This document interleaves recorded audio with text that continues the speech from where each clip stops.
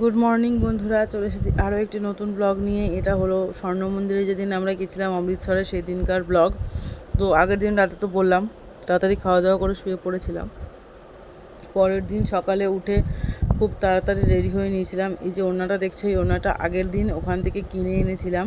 পরের দিন এই ওড়নাটাই নিয়েছিলাম, কারণ এখানে এই ওড়নাটাই নিতে হবে এরকম কোনো ব্যাপার নেই, কিন্তু মাথা ঢেকে যেতে হবে। কারণ স্বর্ণ মন্দিরে তোমরা জানো এই ধরনের কোনো মন্দিরেই মাথা খুলে ঢুকতে দেওয়া হয় না, তো সেই জন্য মাথা ঢেকে যেতে হবে বলেছিল। তো আমরা আগে স্বর্ণ মন্দিরে যাওয়ার আগে তার কাছেই আছে জালিয়ানওয়ালাবাগ, তো আমরা সেটা আগে ঢুকলাম, ঢুকে ভেতরটা দেখে নিলাম। বেশ সুন্দর জায়গা, যেরকম আমরা হিস্ট্রিতে পড়েছিলাম। সেই ঐতিহাসিক কুয়োটা আছে, যেটা পুরো কাঁচ দিয়ে ঘেরা। সেই জন্য আমি নিজে চোখে দেখেই ভালো করে বুঝতে পারিনি, ক্যামেরা বন্দি করে কি করে আর বুঝবো বা তোমাদেরকে বোঝাবো। তবে এখানে একটা হল টাইপের করা আছে, তার মধ্যে ওই কম্পিউটারে সমস্ত কিছু বলছে, মানুষের আগেকার সেই যে ঘটনাগুলো ওগুলো বলছে। কিন্তু ওখানে এত লোকের ভিড়, না বেশিক্ষণ দাঁড়ানো যাচ্ছে না কিছু, আর ভিডিওও করতে দিচ্ছে না। তো এই যে দেখো, ঢোকার পর ওখানকার যেটা অ্যাম্বিয়েন্স তোমাদেরকে ঘুরিয়ে দেখালাম। তারপর একটা হলের মধ্যে ঢুকেছিলাম, সেইখানে দেখলাম যা যা ছিল, দেখে বেরিয়ে এলাম। কোনো রকমের টুকটুক করে ভিডিও করে নেওয়া হচ্ছে, দেখতে পেলে ওনারা বারণ করছে, সেই জন্য তো দেখে বেরিয়ে এলাম। তারপরে এসে এই যে এখানে আশেপাশে দেখো কি সুন্দর ফুলের বাগান, আর ফুলগুলোও কি সুন্দর। তো ওইগুলো দেখে আর ফটো তোলার লোভ সামলাতে পারলাম না, ফুলের ফটো তুলে ফেললাম পট পট করে। এবং শুধু ফুল কেন, নিজেদেরও বেশ কিছু ফটো ভিডিও আমরা করেছিলাম এখানে, কারণ অনেকটা হাঁটাচলা করার পরে একটু বসে রেস্ট নেওয়াটা প্রয়োজন ছিল। আর ওই যে দেখলে সবুজ শাড়ি পরে একজন ছিলেন ঠাকুমা, উনি আমাদের সঙ্গেই ট্যুরে এসেছিলেন। তো গেছিলেন আর কি, ট্যুরিস্ট যে ছিল তার রিলেটিভ। তো ট্যুরিস্ট দাদা আমাদেরকে বলেছিল যে আমি আজকে যেতে পারছি না, একটু ব্যস্ত আছি, এনাদেরকে একটু তোমরা নিয়ে যাও, তোমাদের সঙ্গে একটু ঘুরিয়ে দেখিয়ে দেবে। তো ঠিক সেটাই হয়েছিল, ওনাদেরকে নিয়েছে আমরা ঘুরিয়ে দেখিয়ে দিয়েছিলাম।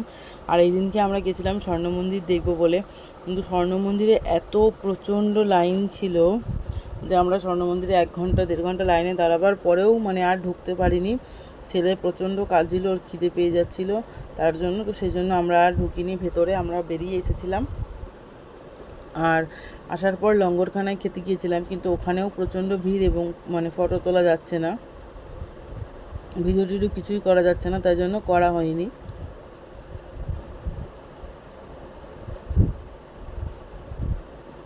দেখো পুকুরটা কি সুন্দর, এর মধ্যে এগুলো কি বললো শাপলা ফুল হয়ে আছে। তো এই যে দেখো, এটা হচ্ছে অমৃতসরের মন্দিরের ঢোকার জায়গাটা।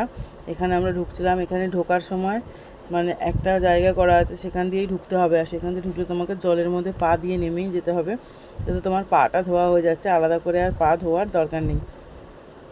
আর যেটা বলছিলাম, লঙ্গরখানার কথা, লঙ্গরখানায় খেতে গেছিলাম বলতে সবাই গেছিলো, আমি আমার ছেলেকে নিয়ে যাইনি, কারণ আমার ছেলের প্রচণ্ড ঘুম পেয়ে গেছিলো, খিদে পেয়ে গেছিলো। ও একটা ওখানে দাঁড়িয়ে দাঁড়িয়ে একটা বিস্কুটের প্যাকেট ওকে দিয়েছিলাম খুলে ছোটো, সেটা খেয়ে ও ওখানে ঘুমানোর জন্য কাঁদছিল। তো আমি ওখানে ওকে নিয়ে একটা জায়গায়, অনেক লোক বসেছিল, ওখানটা বসে পড়েছিলাম। আরও আমার কোলে শুয়ে ছেলে ঘুমিয়ে পড়েছিল, সেই জন্য আমাদের আর আমি ছেলেকে নিয়ে আর লঙ্গরখানায় ঢুকতে বা খেতে পারিনি। বাকি সবাই গেছিলো খেয়েছিল, এবং আমি ছেলেকে নিয়ে ওখানেই বসেছিলাম। তারপরে সবাই চলে আসার পর চলে এসেছিলাম। তো যে দেখো বললাম, একটা জলের জায়গা পার করে এবার দেখো খুব ধীরে ধীরে মন্দিরের দিকে এগিয়ে যাওয়া হচ্ছে। তো ঢোকার আগেই অনেকটা জায়গা, ঢোকার পরেও আছে ভেতরে অনেকটা জায়গা, কিন্তু এত লাইন, সত্যি বলতে এরকম লাইন ভাবা যায় না, লাইন যে একজনের পর একজন যাচ্ছে এরকম ব্যাপার নয়। বেশ অনেকটা চওড়া জায়গা, সেই জায়গাটার মধ্যে যে যেরকম পারছে একসাথে ঢুকিয়ে দেওয়া হয়েছে অনেক লাইন, যেরকম আমরা পুজোর সময় ঠাকুর দেখতে যাই ঠিক সেরকমভাবে একসাথে ঢুকিয়ে দেওয়া হয়েছে। এবার যে যেরকম পাচ্ছে যাচ্ছে, ঠেলে গুটিয়ে মেরে ধরে, কোনো লাইনের সিস্টেম নেই। তো সেই জন্য খুব সমস্যা হচ্ছে, ছেলেও বারবার কাঁদছিল, খিদে পাচ্ছিলো, ঘুম পাচ্ছিলো বলে। বাচ্চা মানুষ তো সারাক্ষণ ঘুরতে ঘুরতে টায়ার্ড হয়ে গেছিলো, আর কিছু না।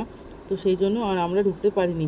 এই যে দেখো, এই পুকুরটা চারধারে আছে, মাঝখানে স্বর্ণ মন্দির, এটা তোমরা অনেকেই হয়তো শুনে থাকবে, জেনে থাকবে। তো ওটাই আমরা এইভাবে মানে পুকুরটার মধ্যে আগে একটু নামলাম, নেমে ওখানকার জলে টলে হাত দিলাম, দেখেছিলে পুকুরের মধ্যে মাছ চাষ হচ্ছিলো, চাষ হয় আর কি, মাছ ছিল বড় বড়। তো সমস্ত কিছু দেখে তারপরে এই যে আমরা যাচ্ছি মন্দিরের উদ্দেশ্যে।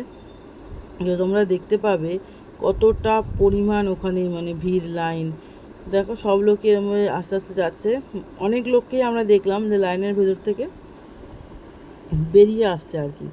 আমাদের সাথে গেছিলো অনেকেই ওই এত লাইনের কারণে আর মন্দির দর্শন করতে পারেনি। দেখো এটা হচ্ছে মেইন মন্দিরটা, এখানে মানে এরকম নদীটা চারধারে আর মাঝখানে মন্দির, এরকমই এটার ইয়েটা। ওটা রাত্রিবেলা আগের দিনের তোলা ফটো, আর এটা হচ্ছে পরের দিন সকালের তোলা ফটো।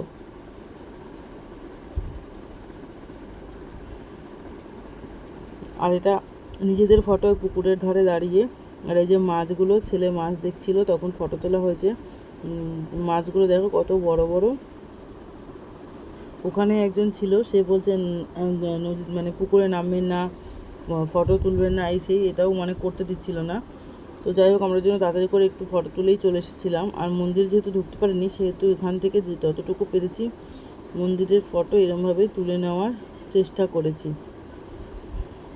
আর এই কি এটাই কি যে মন্দিরে ঢুকতে পারলাম না, দেখতে পারলাম না, এটা ঠিকই একটু খারাপ লাগছিল, কিন্তু কিছু তো আর থাকবে না, থেকে যাবে এই স্মৃতিটাই সারা জীবন।